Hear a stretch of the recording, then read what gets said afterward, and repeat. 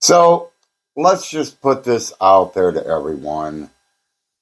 We've all been through these moments, I'm sure, where you're dealing with a situation, whether it's a health situation or whatever, and you're just wondering, is there ever going to be a moment when you've reached your final destination and it's complete?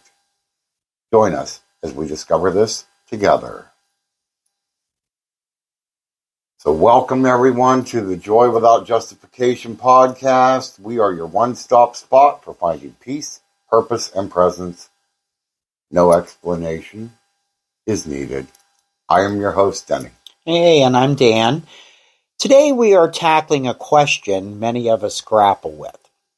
Is there ever a moment when we'll truly feel complete, free from anxiety, depression, and those nagging feelings of unworthiness? And that's a heavy question. That's one that even you, because of what you've gone through with your anxiety, that's one I've even asked you a couple times. When will you know that you're complete? I mean, but it's one that deserves an honest exploration on. I think many people imagine that this is some magical fireworks moment where suddenly all their struggles, poof, vanish and everything's all fixed. Right, yeah. It's like this idea of a final destination on the healing journey, but I think that sets you up for disappointment. It implies there's a point when you're just done and you never have to deal with these feelings again, and Wouldn't that's that be not nice? true. Wouldn't that just be No, wonderful? it's a work in progress. It is. It really is. And it actually can be counterproductive, though. If you're constantly searching for this elusive, complete feeling, we might miss the progress that we are making along the way. Right. And that's so true. I think a better way to look at it is it's a continuous journey of growth and self-discovery. It's not about eradicating these feelings entirely because they're part of the human experience. It's about learning to manage them, to understand their roots, and to develop healthier ways of coping. A lot of spiritual circles talk about enlightenment, and I think people, when they look at enlightenment as something that's final. Yeah. And you're there, you've arrived. But that's really not life. Life doesn't end at a certain point, and neither does your self-development. So it's about building resilience. Absolutely. Yep. And learning how to bounce back from your setbacks and to be more kinder to ourselves while we are struggling. That is 100% accurate. And that involves a lot of different things. It might involve therapy, medication, mindfulness practices, connecting with supportive people. There's no one-size-fits-all solution. None. No, there never is. There's always... Everybody always wants to try to find that one quick answer, and there's never that one quick answer. Self-compassion, though, that's pretty huge in this. And so often, while we are struggling with anxiety or depression, though, we beat ourselves up about it. And we start telling ourselves, we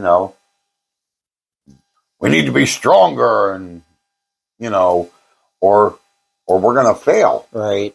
We all have an inner critic, we all have that voice that kind of tells us we're not doing good enough, right? But what if we treated ourselves with the same kindness and understanding we would offer a friend? That's huge. I think we're taught to not be self-compassionate somehow in American culture and religious culture. You're not taught to do that to yourself. Yeah. And it's a powerful shift about recognizing, that we are worthy and deserve love and acceptance. Right. And even when we're not feeling at our best. Right. And I think the idea of completeness also gets tied up with this idea that we have of perfection. We think that if we could just fix everything and become the ideal version of ourselves, then we'd finally be happy. That's what we think. I mean, do you ever feel that that you've got almost to a feeling of completeness at times? No. No? Nope. I've always been, I had a lot of issues in life, to be honest. But no, I feel that I've made a lot of progress. I can look back and be proud of the progress I've made, but I also am self-aware that it's a never-ending journey. I will be doing this till I'm no longer alive. Do you ever get a feeling like you've sort of started seeing a light at the end of it all? Oh, well, yeah, I think so. But I think the goal is to never be satisfied and say, I need no more work, because I think you always learn new things and you want to always improve. And we are as humans. Oh, yeah. We are a constant work. Yep, everything's in flux. There's always... Look, life itself is going to throw so much shit at you that you're never going to be done. Yeah. I mean, we've talked before. I mean, I have a pretty good job. Tomorrow I may not have one. We don't know how things are going to go. Yeah. I don't plan on losing my job. Don't misunderstand. And what you're dealing with today, you're maybe not going to deal with tomorrow. Tomorrow's going to be a whole different situation. Absolutely. So, completeness. It can somehow also get tied up with this idea, like you're saying, of feeling like you have to be perfect. Yeah. And that if we could just sit and fix all of our flaws, we would become the ideal version of ourselves. Right. It's about accepting that we're always evolving, we're always learning, we're always growing. And that growth often involves facing challenges and working through different emotions. And there's no such thing as perfection. There just isn't. Let's look at nature. Nature to me is one of the most beautiful things, but nature allows things to grow where they are. You can be walking on a path in the woods and there's this little flower sticking out of the beaten path. It blooms where it's planted. That's kind of what we are. Life is circumstances, and there is no perfect moment, but we can have beauty within that. What about one time we talked about, anytime you feel this, talking to a therapist or talking to your pastor, priest, whichever, are there support groups? People that are going through or have gone through stuff like you go through with your anxiety and everything.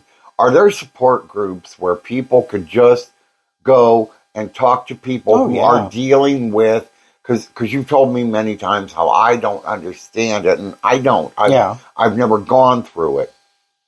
But where people can just go and talk to other people that are or have gone through it and understand there's probably a support group for every situation out there.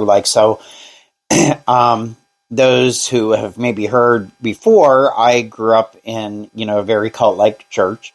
It created a lot of anxiety and damage to me. And I was diagnosed with religious trauma syndrome, which is a very real thing. And I'm in a religious trauma support group online. It's a small town here, so probably not locally, but you can always at least get something online. And that has helped me see that I'm not the only one going through this stuff. Yeah. So that's that in and of itself, knowing that there are others like you. So pretty much connecting with others is important. Right. And then you would realize that, hey, you know what? You're not alone. And the struggles can be incredibly validating, right? Sure, yeah. Sharing your experiences, being vulnerable with other people creates a sense of belonging, and it helps us to feel, like we're not doing this all alone. So in other words, what we're getting to is the answer to the initial question. Is there ever a moment when you'll feel complete, free from your anxiety, depression, feelings of unworthiness? Maybe not in the way we usually think. But there will be moments of deep connection. There'll be moments of self-acceptance. There'll be moments of joy.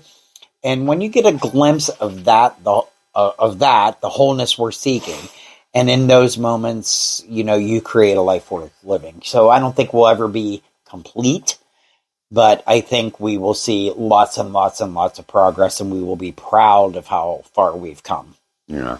So before we close, though, we're going to take a little look into what we are going to be discussing in the next episode. The next episode is going to be a two-parter. Okay. Because it's going to pretty much ask the question, are you limiting yourself? Whether by your feeling of unworthiness on things, or because you just don't feel you can do it. Yeah. Are you limiting yourself? Maybe that's even what's holding some people back from a relationship, because they limit themselves. Sure. Of feeling like they deserve the love. Sure. From Absolutely. another person. Absolutely. So that is going to be our next topic. Part 1 will be the next one, and then part 2 we will look at hopefully giving an answer that might help people stop limiting themselves. Right. So, on that note, everyone, take care of yourself. Be safe. Enjoy life. And although there may not be an answer right around the corner, never stop looking for that answer. On that note, peace out.